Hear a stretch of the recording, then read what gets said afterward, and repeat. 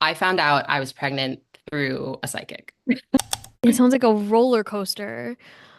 Hello, everyone. You're listening to Baby Steps, sponsored by Oxford and Soho Baby, a podcast dedicated to exploring the personal and emotional journeys of parenting. I'm your host. My name is Medea. Today I have Dani, writer and lifestyle content creator and mother of one. Dani, welcome to the show. Thank you so much for having me. I'm so excited to be here. Of course, me too.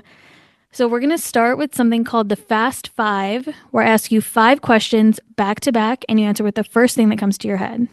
Okay, sounds good. All right, you ready? Yes, it'll probably all be baby things. Yes. Okay, biggest pregnancy craving.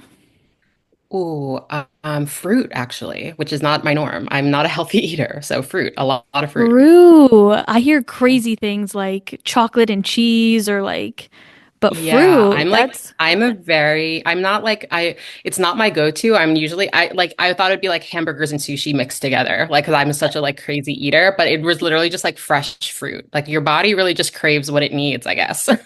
yeah. Is there any specific fruit or just all of it? I ate a lot of strawberries, a lot of watermelon, grapes, apples, a lot of apples. I think I ate truly an apple a day, which like does not keep the doctor away because you have to go to the doctor very regularly when you're pregnant. But yeah, a lot of fruit, which is nice because now post-pregnancy, I'm like, oh, that was nice. I should eat healthier. Yeah, fruit is good. Fruit tastes good. Yeah, It's good for you. exactly. Which is worse? You run out of diapers or you run out of wipes? Oh, wipes, honestly, because I feel like for me, I use wipes for everything. Like diapers, I feel like we could just like make it work and run to the store quick, but like wipes, like I know the minute I'm gonna run out of wipes because I use it to like clean up her face and her skin and then also like the food everywhere. It's just like wipes are always on me. I use wipes for myself, like when I'm messy. So wipes, I'd say. Wipes are a must. Yes. One word to describe labor and then one word to describe parenthood. Labor, I'd say um challenging. Okay. And for parenthood, um I'd say like I want to say so I'm trying to think of a better word for like I'd say chaotic, but like not with a negative connotation. Good chaos. Yeah, yeah. All right, I like those. Favorite baby product you can't live without. Um oh, right now, honestly, I cannot think of not having baby formula. Like I use Bobby. Like I'm just so happy that there is like an alternative to breastfeeding because I was not able to. Mhm. So for me, breastfeeding was a bit of a journey, emotional journey. So once I realized there was good quality baby formula out there, it was such a relief. So that's my favorite product.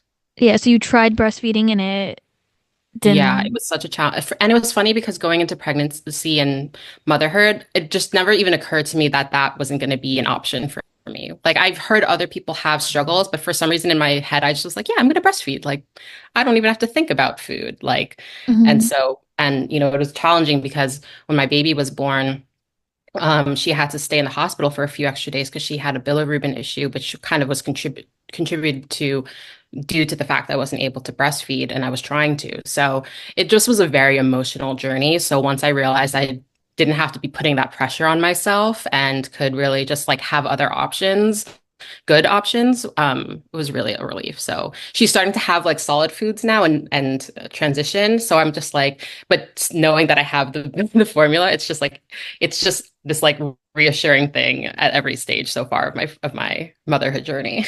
Yeah, it's relieving knowing that you don't have to breastfeed. There's other Yeah. options.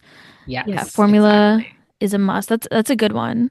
Yeah. Last question, most unexpected joy of motherhood. Oh my gosh, so much of it, honestly. I actually was saying this to someone recently that I am someone who wasn't sure if I was gonna be a mother. And it kind of I fell into it and made not fell into it, that's not the right way to say it. I made the very conscious decision, despite being unsure once it happened that this is what I did in fact want. But I think something that people don't talk about as much is how joyful it is. Like people kind of talk about all the struggles and how it's hard and it is, it totally is. But day in, day out, it's worth it because like you have this little human who is the joy of your life. And I think that people should talk about it more because it's, as someone who shifted perspective, um, I would, my pregnancy was overall really positive, but like it definitely was stressful to like go be changing, kind of using that time to change my mental state to being like, oh, I didn't think I was going to be a parent to I'm about to be a parent. And then she arrives and it's like, oh, it is hard, but it's also amazing. So Yeah. yeah, I can't really think of one thing, just the overall experience and knowing that um, you have this little person that you get to see grow with you. It's amazing. Yeah, it's beautiful. It's a beautiful experience. You have Yeah. a mini you that you get to teach and grow with and love. It's Yeah. beautiful. Yeah. Yeah. I like It's that. just for me, I think the joy comes from knowing that like I've grown as a person and all the growth that I've experienced as a person and like she's going to experience all of that as well and I get to like be witness to it. So that's exciting. Hmm. I like that. Onto the questions. What was the most surprising part of pregnancy or birth that no one warned you about? Oh, okay. I have a two-part answer. Is Okay. that okay? Yes, of course. So my pregnancy story is actually a little bit crazy, and people might roll their eyes at this, but I found out I was pregnant through a psychic. So Really? yeah, it's like such a funny story. Um, I I can tell it really quickly. But basically, like I kind of have been going through a lot of like over the past couple of years, like just a lot of spiritual growth and spiritual development. And an aspect of that has been like kind of connecting with my ancestral side and having that be a core tenet of my spirituality. And I had never been to had a psychic reading before. And I kind of worked my way towards getting there by going on this trip to Arizona. I met a medium there. She told me to talk to a friend of mine told me to talk to this other medium. Like I just was like kind of like going with it, rolling with it, right? And so I was able to connect with this amazing medium named Fallon, who along with connecting me with kind of that spiritual ancestral side during the reading was like it was really lovely about it because, wasn't trying to put pressure on me, but was basically like, "Oh, do you want to have kids?" And I said, "Oh, I love kids. I love my nieces and nephews, but like I just really don't know if it's for me. I love my family. Obviously, I care a lot about my ancestral spirituality, but I just don't think it's for me." And she goes, "Okay, that's totally valid. I just want you to know that like in your reading, I see a spirit baby. And usually that means there's a baby." And I was like, oh, okay, wow, that's so interesting. It's totally like just not even like accepting that it's an option. Like at that point, just being like, wow, that's what could it mean? Like, what does that mean? I wonder. And she's like, you're pregnant. She didn't say that, but I literally 3 days later realized my mom actually was like, I was eating pickles and potato chips. And she's like, that's a weird combination. Like, are you pregnant? Like joking. And then I had this moment where I was like, oh, am I? Because we had just had this reading. I'm late. 2 days later, I took a pregnancy test and I was pregnant. Wow. So that was a surprise. That was the most surprising thing was being pregnant, probably. That's the craziest story I've heard about someone finding out they're pregnant. Hands Yeah, down. it is. It was wild. Mainly because that's not what I was going to the psychic for, obviously. I was kind of just, I'm very committed to like my own personal development and spiritual personal growth in this phase of my life, and that's really important to me. And that's an aspect, honestly, of what made me unsure about motherhood. And so for that to come through was like, oh, that's not what I came here for, but good to know.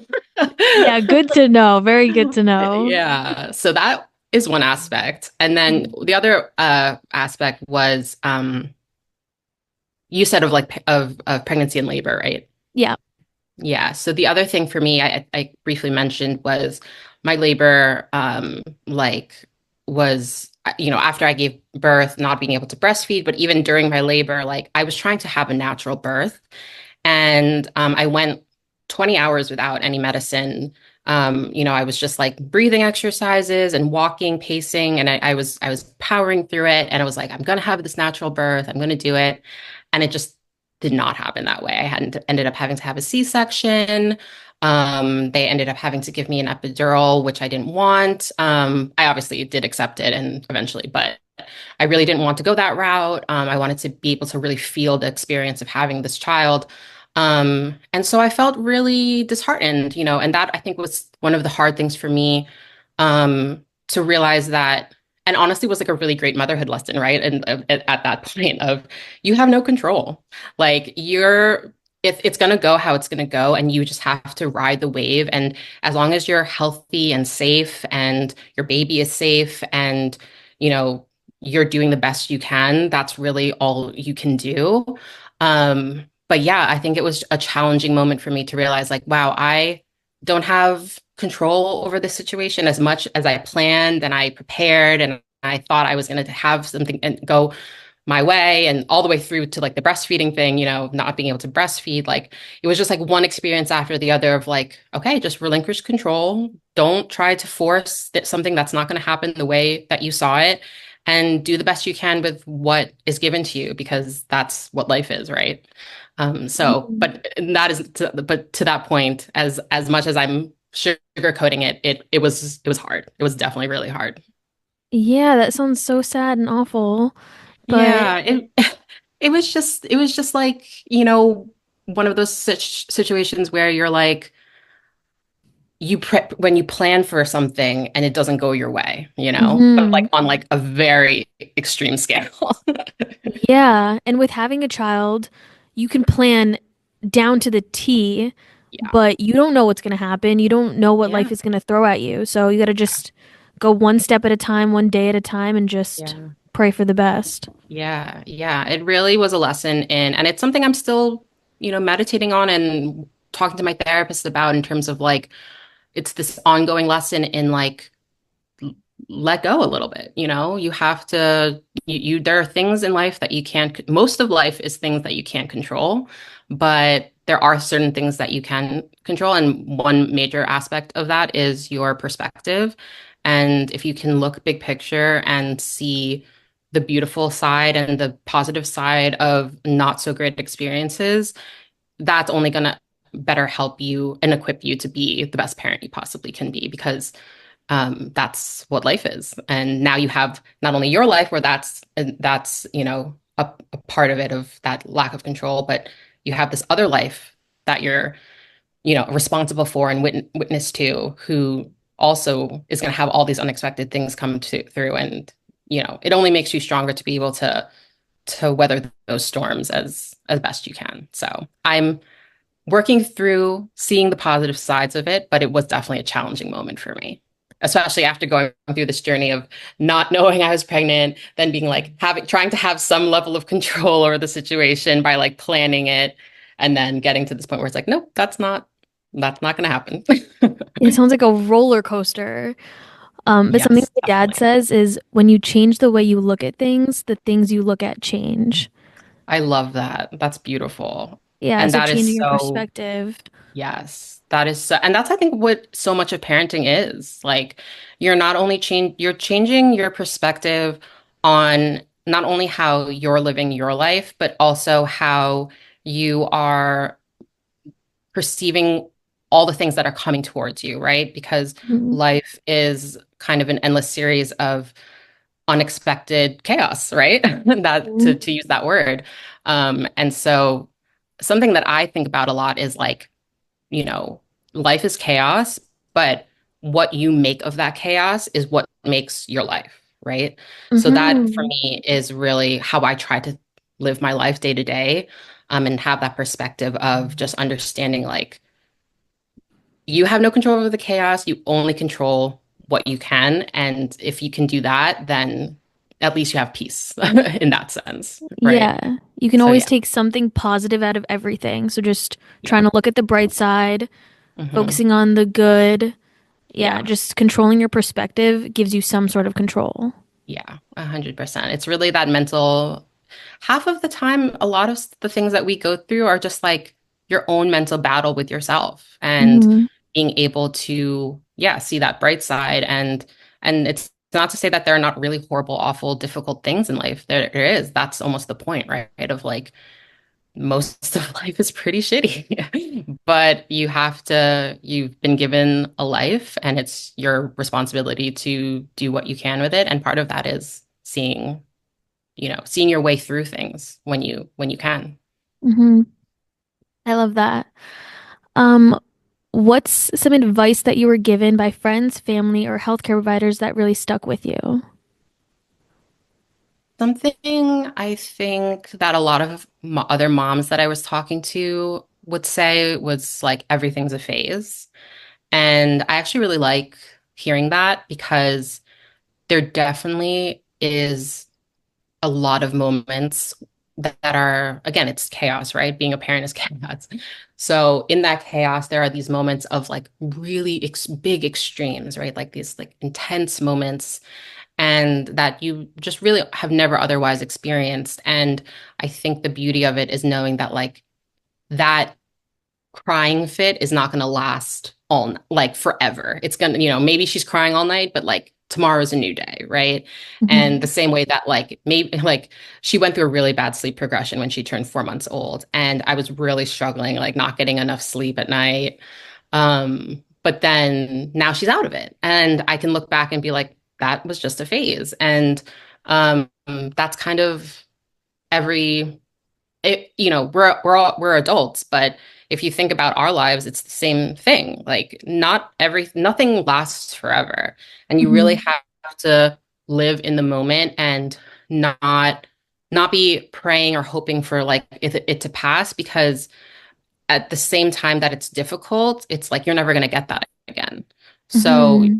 trying to have gratitude and appreciation for what's going on and what's happening I think was really the message that I got from that advice of being like, everything's a phase.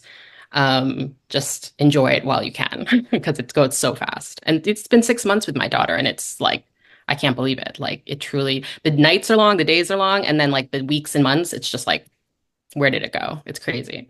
Yeah. Yeah, it's important to cherish every moment because in a blink of an eye, it's already gonna be 1 year, 2 year, three Yeah. years. Yeah. I truly can't even believe it's been she turned 6 months on Monday, and I was like had this moment of like half a year. Like when you're like, okay, when you go by months, you're kind of like, yeah, okay, whatever. But when you think of it in the perspective of like, oh my gosh, it's almost been a year. Like it doesn't feel like that. And I know it's so cliche, but and I'm every parent says it, but it's like it truly time. I am someone who struggles with time management personally, but this is like a whole other level of not having a good perception of time because like 5 minutes just like looking at her is like feels like an eternity, but like in a good way, right? But Hmm. then like 3 minutes of let me rock her to sleep and like just 3 more minutes of rocking her, that feels like an eternity, but like in a bad way, right? So it's just like your perception of time is so different. It's crazy. Yeah. Wow, that's funny. Final question. What advice would you give to mothers and fathers listening right now? The advice I would give to mothers and fathers who have just given birth or who are planning to give birth. Maybe who have just given birth. Just given birth. Okay. Yeah, I would definitely echo the advice that I've gotten, which is, everything is a phase and really trying to cherish every moment and trying to, you know, breathe through the difficult moments and enjoy the good moments. But I also think something for me that I continue, you might hear my daughter screaming in the background. Um, she's like, yeah, I agree. Something that I think has been continued to be really important to me and to my husband is that continuous focus on yourself. I think it's easy to fall into the trap of assuming that taking care of yourself first is selfish or whatever, but it's really it's really the opposite. The hardest moments I've had as a parent have been when I'm not prioritizing the things that I know help me, like, some of my spiritual practices, or even like exercise, and like taking a daily walk, every day, and just eating well, eating right, like the whole concept of like you put your air mask on first on the airplane. It's like you really do have to live by that, because you are only going to be the best version of yourself when you're taking care of yourself, and depriving yourself of the care and um whatever that looks like for you, it's only a disservice to your child, because they're not getting the best version of you. So trying to find as much balance as you can to prioritize the things that make you the best version of you is worth it for sure. Yeah. Wow. I love that. Yeah. That's all we have for today. Dani, thank you so much for coming on. Thank you so much for having me. It was so lovely to talk to you. Of course. Listeners, thank you for tuning in. You've been listening to Baby Steps, sponsored by Oxford and Soho Baby. Have a great rest of your day, everyone.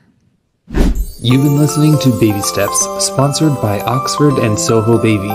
If you're in the market for a new crib, glider, dresser, or more, we'd love for you to check out our line of furniture.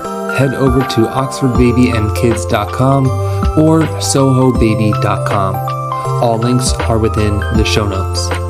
For more information as a listener, enter the code podcast10 for 10% off your total purchase, plus free shipping on all orders over $799. Thanks for listening, and tune into our next episode. Bye for now, and remember, every step is a step towards progress.